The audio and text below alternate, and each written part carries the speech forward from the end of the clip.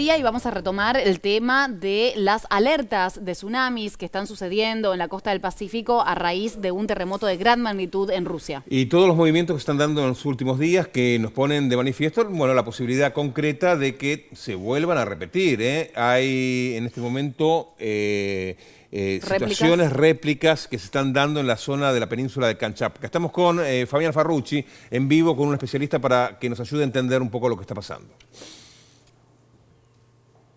Así es, Ale, Maga, nos despertamos hoy miércoles con la noticia de un terremoto en la península rusa de Kamchatka de 8.8, lo que provocó alertas de tsunami con olas desde 4 metros, también con alertas de evacuación desde Japón, pasando por Hawái hasta Ecuador.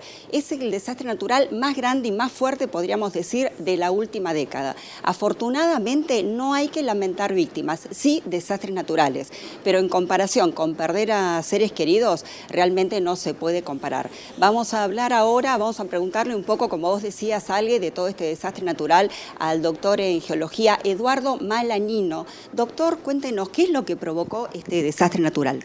Lo que lo provoca es la característica tectónica de placas que tiene la superficie de nuestro planeta.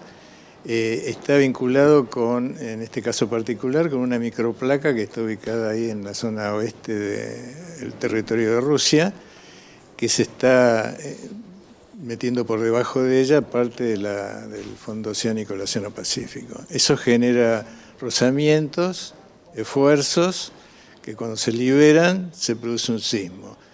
Cuando se produce el sismo, en este caso particular, hay un movimiento también vertical del fondo oceánico, y se genera un tsunami. El tsunami ese se va moviendo en forma radial a lo largo de todo el Océano Pacífico hasta que llega a las diferentes costas que están rodeando este océano. En ese caso particular, a medida que se van acercando a la costa, se van produciendo estos eventos particulares que pueden ser de mayor o menor magnitud, dependiendo de cuál fue la magnitud inicial que tuvo el sismo, y la característica que presenta también la costa en cuanto a la batimetría del fondo oceánico y a la configuración del área costera. Justamente con lo que usted decía recién, ¿con qué magnitud o con qué fuerza se espera que llegue a las costas de Latinoamérica? Mira, en este caso particular, por lo que se está registrando, por ejemplo en Hawái, en la parte norte de Sudamérica, no serían de índole muy importante. Las olas están en alturas medias que andan en el orden de 1,5 metros a 3 metros. Esto no es comparable, por ejemplo, con el tsunami que ocurrió en el año 2004 en la zona de Asia. Ahí el tsunami tuvo olas que llegaron hasta los 30 metros de altura. Entonces no estaríamos en presencia de alertas de evacuación. Yo no diría eso. La evacuación siempre hay que realizarla, sobre todo cuando hay una alerta de tsunami. Claro. Porque, como te decía antes, también va a depender la configuración de la costa. A veces, en una misma área costera, de acuerdo a la silueta que tiene el entorno de la costa, vas a tener una menor o mayor magnitud en alguno de esos puntos. Por lo tanto, sí, la evacuación debe ser realizada para evitar cualquier tipo de evento de esta naturaleza. Perfecto. Maga, Ale, el doctor en geología, Eduardo Malagnino, Sí, los escucha. Bien. Los sumamos a Santiago para que lo consulte. Santiago, dale. Sí, ¿qué tal? Muy buen mediodía. Quisiera consultarle, Eduardo, qué cambios hubo, ¿no?, respecto al tsunami histórico que se produjo en el año 2004, ¿no? Ese famoso antes y después del que tanto se habla respecto a las alertas de tsunamis. ¿Cuáles fueron las evidencias que llevaron a que se pudieran mejorar esos sistemas de alerta? Mira, en los años transcurridos hubo muchas variaciones. En primer lugar, alerta temprana. Por ejemplo, cuando ocurrió en el tsunami del año 2004, toda la zona asiática no tenía un protocolo muy específico con respecto a este tipo de evento.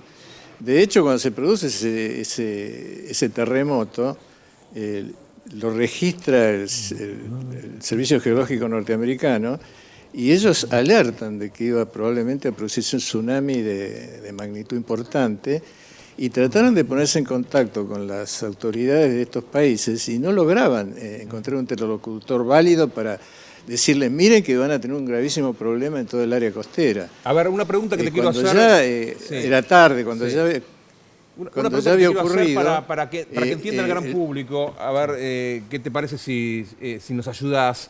Fue de arriba de 8 puntos en la escala este sismo. Si hubiera sido en la superficie, hubiera sido un desastre, uno imagina. ¿Tuvimos suerte, podemos decirlo de alguna manera, que ocurrió en el lecho marino? Mira, tenés dos tipos de evidencia sísmica. Una es cuando se está metiendo el fondo oceánico por debajo de la masa continental. En general tenés profundidades someras en lo que sería, por ejemplo, en el caso particular de Argentina y Chile, para que lo entienda la gente, tenés la fosa de Atacama ahí en el Océano Pacífico. Ahí es podría ser la representación física de la losa oceánica que se está metiendo bajo la continental. Los episodios sísmicos ahí son muy cercanos a la superficie, pero a medida que te vas metiendo hacia el este, se va profundizando lo que sería el hipocentro.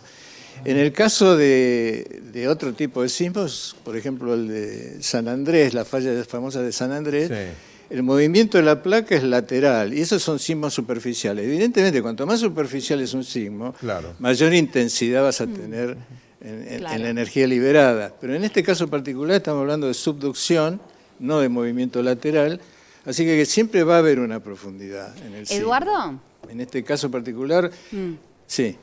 Te escuchaba atentamente toda la explicación de lo que uno no sabe, ¿no? Porque en estas cosas uno se asusta, más aún cuando ve en la televisión que hay tantas alertas de tsunami, que tantos países están como preparándose para recibir lo peor. Llevemos un poco de calma. Si bien no tenemos la bola de cristal como para saber qué va a pasar, ¿vos crees que pasó lo peor?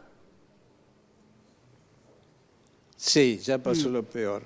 Es decir, la alerta de tsunami está bien que se dé, porque si bien, por ejemplo, por lo que se está registrando ahora, las olas no están pasando los 3 metros de altura, yo comentaba recién que va a depender mucho de la configuración de la costa, la variabilidad que va a tener la altura de la ola. Es decir, está muy bien que se haga una alerta de tsunami, está muy bien que exista un protocolo incluso a escala global, porque estamos hablando de un acontecimiento que repercute prácticamente en todo el área marítima de todos los continentes. En ese sentido, está muy bien. Sí, ahora, por el otro lado, en este caso particular, aparentemente, por lo que estamos viendo, no tiene una magnitud para ser considerado una catástrofe, ni mucho menos. Es decir, afortunadamente. Dentro de un valor de magnitudes bajo.